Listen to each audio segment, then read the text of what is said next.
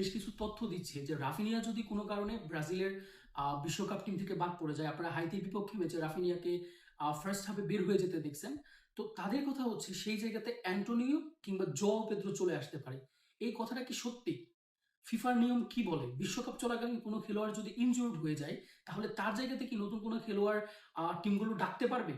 ওকে, so আজকের ভিডিওতে আমরা এই বিষয়টা একদম খোলাসা করব যে আসলে কি রাফিনিয়া যদি বাদ পড়ে যাচ্ছে স্কোয়াড থেকে, তাহলে তার জায়গায় কি অ্যান্টোনিও কিংবা জোয়াও পেদ্রো আসতে পারে কিনা।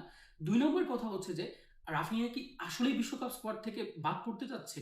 ওকে, সো এরকম ব্রাজিল বা ফুটবল রিলেটেড তথ্য পেতে আমার চ্যানেলটির সাথে থাকুন, চ্যানেলটিকে সাবস্ক্রাইব করুন এবং ভিডিওটি লাইক কমেন্ট শেয়ার করুন। প্রথম কথা হচ্ছে যে ফিফার নিয়ম অনুযায়ী একটা টিম তার প্রথম ম্যাচ খেলার 24 আওয়ার্স আগ পর্যন্ত তারা কি করতে পারবে, নতুন কোনো খেলোয়াড় ইনজুর্ড হলে সেটা রিপ্লেস করতে পারবে। তাহলে প্রথম কথা হচ্ছে ব্রাজিল কি তার প্রথম ম্যাচ স্কটল্যান্ডের বিপক্ষে খেলতে যাচ্ছে? না, ব্রাজিল অলরেডি তাদের ম্যাচ মরক্কোর বিপক্ষে খেলে ফেলেছে। সুতরাং ব্রাজিলের পক্ষে এখন আর ধরেন টিমের যদি 5-7টা খেলোয়াড় ইনজুর্ড হয়ে যায়, তাহলে তারা কোনোভাবেই আর প্লেয়ারকে রিপ্লেস করতে পারবে না। তাহলে এই ফিফার একদম আপডেটেড নিয়ম বলে যে কোনো খেলোয়াড়কে আর ব্রাজিল ইনক্লুড করতে পারে, যেহেতু ব্রাজিল অলরেডি তাদের প্রথম ম্যাচ খেলে ফেলেছে। হ্যাঁ, যদি গোলকিপার ইনজুর্ড হয় তাহলে ব্যাপারটা ভিন্ন, তাহলে কোনো সময় একটা টিম তাদের গোলকিপারকে চেঞ্জ করতে পারবে। ওকে, আচ্ছা, এখন 2 নম্বর কথা হচ্ছে যে রাফিনিয়া কি আসলে বিশ্বকাপ স্কোয়াড থেকে বাদ পড়ে?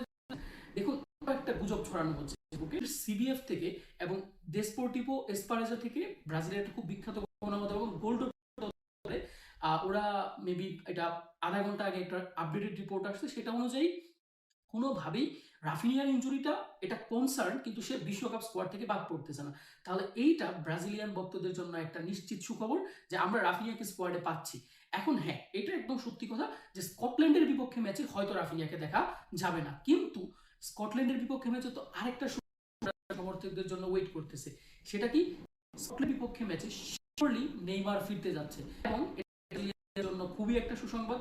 নেইমার ফিরলে পুরো সিনারিওটাই কি হয়ে যাবে, চেঞ্জ। আপনি দেখেন ওই রাফিনিয়াকে রিপ্লেস করার জন্য যদি কোনো কারণে ওই ম্যাচে আর কি রাফিনিয়া খেলতে নাও পারে, তাহলে সেই জায়গাতে রিপ্লেসমেন্ট হিসেবে কে আছে? রিপ্লেসমেন্ট হিসাবে রায়ান নাম ছিল বোর্নমাউথের, বাট সে আসলে টিনেজার হিসেবে যথেষ্ট ভালো খেলছে, কিন্তু তার চাইতেও ভালো বিকল্প ব্রাজিলের কাছে আছে।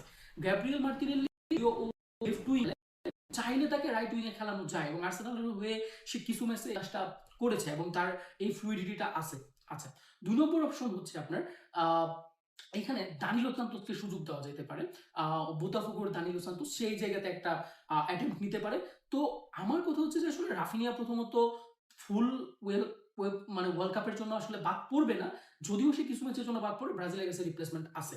ওকে, আচ্ছা, তারপর ফাইনাল কথা হচ্ছে যে আনচেলত্তি এবং ভিনিসিয়াস জুনিয়র তারা দুইজনই বলছে যে তারা রাফিনিয়াকে অনেক সাপোর্ট করতেছে যেন রাফিনিয়া খুব শীঘ্রই ফিরে আসে। এবং আপনি বুঝতেই পারেন ব্রাজিলিয়ান মেডিকেল টিমের উপর কি পরিমাণ প্রেশার পড়তেছে ব্যাপারটা, কারণ তারা যেহেতু নতুন কোনো খেলোয়াড় নিতে পারবে না, তাহলে তাদেরকে অবশ্যই এটা কি ইনশিওর করতে হবে, যেই 26 জনের স্কোয়াড আছে এর মধ্যে অলরেডি তো নেইমার ফুল বিশ্বকাপের জন্য ফিট না, এর মধ্যে যদি রাফিনিয়াও বাদ পড়ে যায় তাহলে এটা তাদের জন্য কি অনেক দুর্ভাগ্যজনক একটা ব্যাপার হবে। তাই তারা সর্বোচ্চ চেষ্টা করছে যে কোনোভাবে হোক রাফিনিয়াকে যেন ফিরিয়ে নিয়ে আসা যায়। এবং স্বস্তির খবর হলো রাফিনিয়া হয়তো স্কটল্যান্ডের ম্যাচ না খেলেও নকআউট পর্বে তাকে শিওরলি পাওয়া যাবে। সো দুশ্চিন্তার কিছু নেই। সবাই এরকম আপডেটেড নিউজ পেতে, একদম অথেন্টিক নিউজগুলো যদি পেতে চান, আমার চ্যানেলের সাথে থাকুন, সাপোর্ট করুন, লাইক কমেন্ট শেয়ার করবেন, সাবস্ক্রাইব করবেন। ধন্যবাদ সবাইকে। শীঘ্রই অন্য কোনো নতুন ভিডিওতে দেখা হবে। ধন্যবাদ।